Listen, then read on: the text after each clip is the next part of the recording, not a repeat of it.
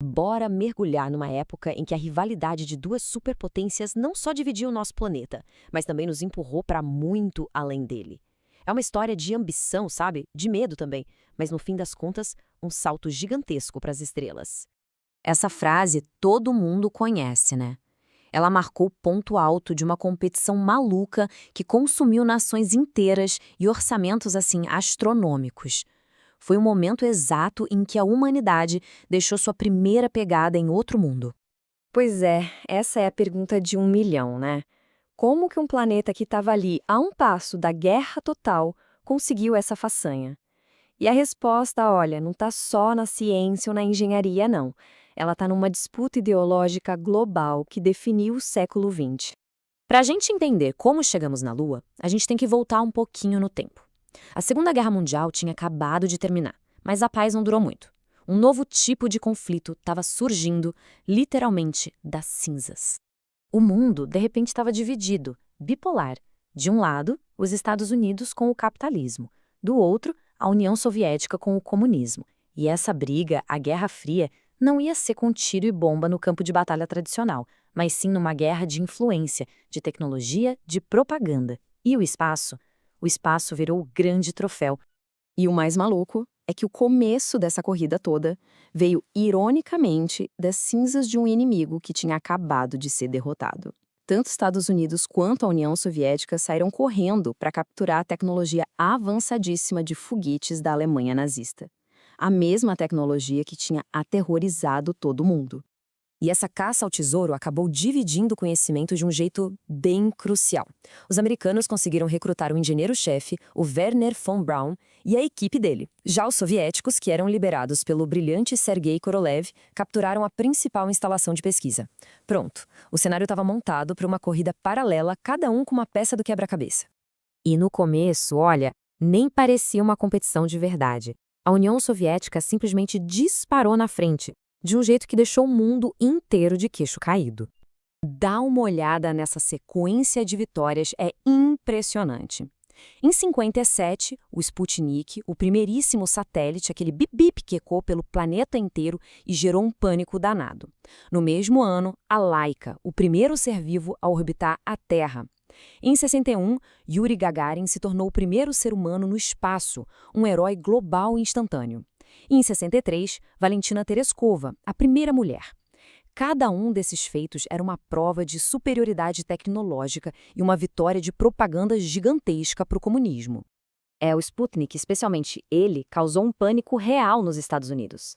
A lógica era simples. Se eles conseguem botar um satélite lá em cima, eles conseguem mandar um míssil nuclear para cá. A resposta americana foi rápida e foi decisiva.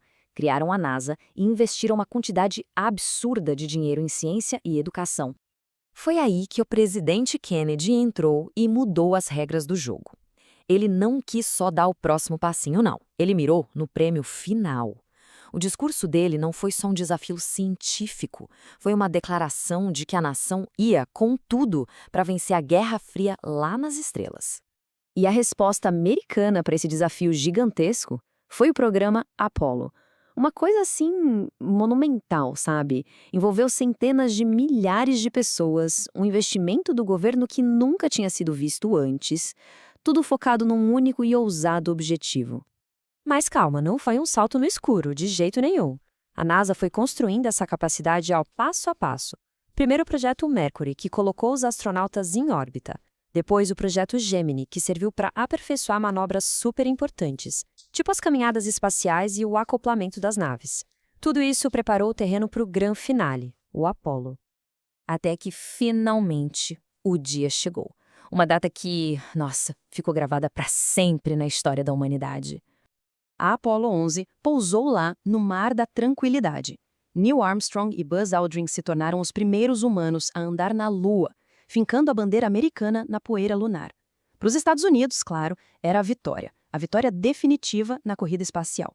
Mas para o resto do mundo, era a prova do que a humanidade inteira podia alcançar quando se unia para um grande desafio. Depois desse momento histórico, até rolaram mais algumas missões Apollo. Mas aí, o interesse foi diminuindo. Por décadas, a Lua ficou meio que esquecida. Só que agora, isso está mudando. A questão é, por quê? Fica a pergunta, né? Se essa foi a maior conquista da humanidade, por que simplesmente abandonar a Lua por quase 50 anos?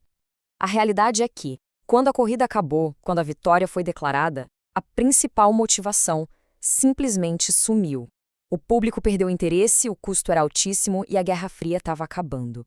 Sem um rival para competir, ir para a Lua parecia um luxo caro demais. Então, o que foi que mudou? A resposta para isso está em novas descobertas e, claro, novas ambições. A Lua não é mais só um símbolo de poder político. Agora ela é vista como um recurso estratégico, econômico mesmo. A chave para entender por que estamos voltando para a Lua agora é essa mudança de motivação. Não é mais sobre fincar bandeiras e deixar pegadas, entende? Agora a gente está falando de recursos que podem mudar o nosso futuro aqui na Terra e lá no espaço. O ponto de virada, o mais importante de tudo, foi a descoberta de gelo, água congelada nos polos da Lua. A água é vida, claro, mas no espaço, a água também é combustível. Se a gente quebra o H2O em hidrogênio e oxigênio, a gente pode reabastecer foguetes na Lua. Basicamente, a Lua vira um posto de gasolina no meio do caminho para Marte e para o resto do Sistema Solar, o que deixaria tudo muito mais barato e viável. E tem mais. Outro recurso que parece coisa de ficção científica é o hélio 3. Ele é super raro aqui na Terra, mas tem de monte na superfície da Lua. É considerado o combustível perfeito para a fusão nuclear, que promete uma energia limpa e praticamente ilimitada. O potencial disso é um dos grandes motivos por trás dessa nova corrida à Lua. E tudo isso nos leva à pergunta final. A primeira corrida para a Lua foi movida pela rivalidade de duas nações. E agora? Com vários países e até empresas privadas entrando na jogada, e com recursos super valiosos em disputa, será que o futuro da exploração lunar vai ser de colaboração? Todo mundo junto pelo bem maior? Ou vai ser um novo conflito? Uma briga por território e por grana? A resposta para essa pergunta vai definir o próximo grande capítulo da humanidade no espaço.